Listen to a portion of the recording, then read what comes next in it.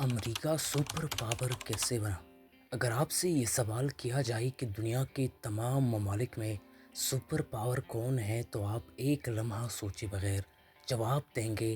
اگر دماغ میں کوئی ابہام ہے تو مشاہدہ کریں کہ کس ملک کی کرنسی دنیا میں سب سے زیادہ مضبوط سمجھی جاتی ہے، کس کی معیشت دنیا میں بہترین سمجھی جاتی ہے، کس ملک کے پاس 20 ٹریلین ڈالر کی مجموعی قومی پیداوار ہے، کس ملک میں دنیا بھر کی مشہور اور بڑی کمپنیاں موجود ہے، کس ملک کے پاس سب سے زیادہ نوبل انعام ہے، کون سا ملک دفاعی اور عسکری اعتبار سے دنیا کا سب سے طاقتور ملک ہے، اور کس ملک نے سب سے زیادہ اولمپک گولڈ میڈل جیتے ہیں۔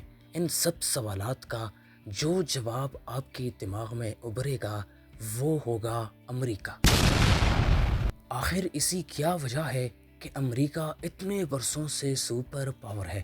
اس جدید دور میں جب ہر ملک جدید اسلحہ اور ٹیکنالوجی رکھتا ہے، امریکہ اپنا مقام برقرار رکھنے میں کامیاب ہے۔ آج بھی امریکہ کو ہی سپر پاور سمجھا جاتا ہے۔ اس بات کا علم تو 5ویں جماعت کے بچوں کو بھی ہوگا کہ امریکہ سپر پاور ہے، لیکن یہ سپر پاور کیسے بنا یہ بہت کم لوگ جانتے ہیں۔ امریکہ نے ایسا کیا کیا کہ آج بھی یہ دنیا بھر میں اپنا اثر و رسوخ رکھنے میں کامیاب ہے۔ اگر تاریخ کا مطالعہ کیا جائے تو معلوم ہوتا ہے کہ 18ویں صدی سے قبل ہندوستان اور چین دنیا کے معاشی طاقت سمجھے جاتے تھے۔ دنیا بھر کی معیشت اور کاروبار انہی دونوں کے گرد گھومتا تھا، لیکن 19ویں صدی کے آغاز سے ہی امریکہ دنیا بھر میں ایک مضبوط اور طاقتور معیشت بن کر ابھرا، لیکن اس کے پیچھے بھی ایک بہت لمبی جدوجہد اور تاریخ موجود ہے۔ 1492 میں کرسٹوفر کولمبس نے شمالی امریکہ کے قریب کچھ کیریبین جزائر دریافت کیے۔ اسی کے بعد یورپ کی نظر امریکہ پر پڑی اور یورپ نے امریکہ کو اپنی کالونی میں بدلنا شروع کر دیا۔ اس دوران امریکہ میں ریڈ انڈین رہتے تھے، جنہیں مقامی امریکی بھی کہا جاتا ہے۔ ان کے علاوہ یہاں بہت سے قبائل بھی آباد تھے۔ اسپین نے جنوبی امریکہ کو اپنی کالونی میں تبدیل کیا، جسے آج کل لاطینی امریکہ بھی کہا جاتا ہے، اور یہی وجہ ہے کہ جنوبی امریکہ کے زیادہ ممالک میں آج بھی ہسپانوی زبان کا استعمال ہوتا ہے۔ برطانیہ نے 16ویں صدی میں امریکہ میں اپنی پہلی کالونی بنائی، اور اس کو دیکھتے ہوئی فرانس نے بھی امریکہ میں اپنی کالونیاں بنانے کا آغاز کر دیا۔ وقت کے ساتھ ساتھ مقامی امریکیوں کی تعداد میں 80 سے 90% تک کمی ہو گئی، اور اس کی وجہ وہ بیماریاں تھیں جو یورپی باشندوں کے ذریعے امریکہ پہنچی تھی۔ یہ انسان کی جبلت میں شامل ہے کہ وہ زیادہ عرصہ کسی کا محکوم نہیں رہ سکتا۔ اگر اس میں لڑنے اور آزاد رہنے کی چاہت ہے تو جلد یا بدیر وہ اپنی آزادی حاصل کر رہی لیتا ہے۔ امریکیوں نے بھی کچھ ایسا ہی کیا، اور امریکہ میں ایک بہت بڑے انقلاب کی شروعات ہوئی جس کا واحد مقصد آزادی حاصل کرنا تھا۔ 4 جولائی 1776 کو امریکہ کے انقلابیوں نے برطانیہ سے آزادی حاصل کرنے کا اعلان کیا، اور اس کے ساتھ ہی دنیا کے نقشے پر ریاستہائے متحدہ امریکہ کے نام سے ایک نیا ملک ابھر کر سامنے آیا۔ یہ وہ دور تھا جب دنیا کے بیشتر حصوں میں برطانیہ، اسپین اور فرانس کی کالونیاں تھیں۔ ہندوستان جہاں آج پاکستان، بھارت اور بنگلہ دیش موجود ہے، یہ بھی برطانوی کالونی تھا۔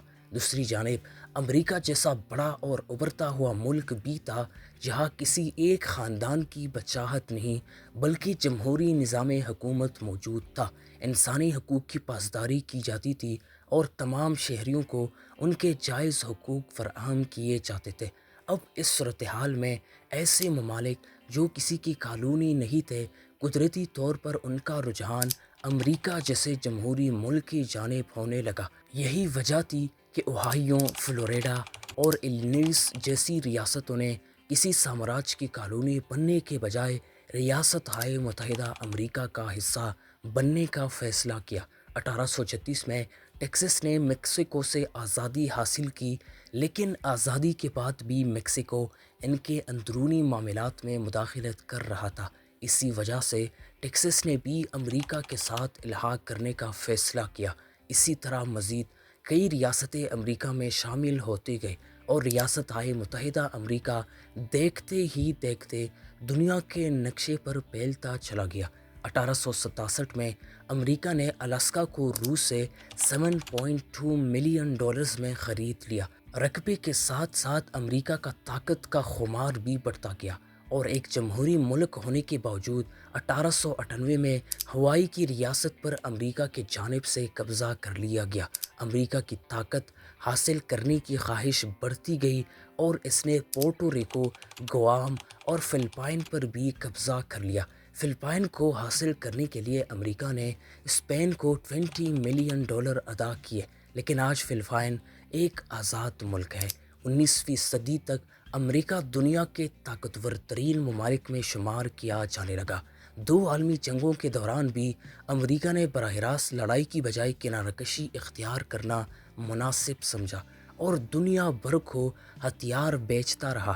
جہاں دنیا کی بڑی بڑی معیشتیں عالمی جنگوں کی وجہ سے تباہی کا شکار تھے، وہی امریکہ انہیں ہتھیار اور جنگی ساز و سامان فروخت کر کے اپنی معاشی طاقت میں مسلسل اضافہ کر رہا تھا۔ عالمی جنگوں کے بعد سر جنگ کا آغاز ہوا، جو امریکہ نے اپنی ٹیکنالوجی کی بنیاد پر اس میں بھی سبقت حاصل کر لی۔ امریکہ نے اپنی معیشت اور حکمت عملی کے تحت سوویت یونین جیسی بڑی طاقت کو پسپائی اختیار کرنے پر مجبور کر دیا اور اس کے ساتھ ہی سپر پاور بن کر دنیا کے سامنے آیا۔ میری ویڈیو اگر آپ لوگوں کو اچھی لگتی ہے تو ویڈیو کو لائک کریں اور چینل کو سبسکرائب کریں۔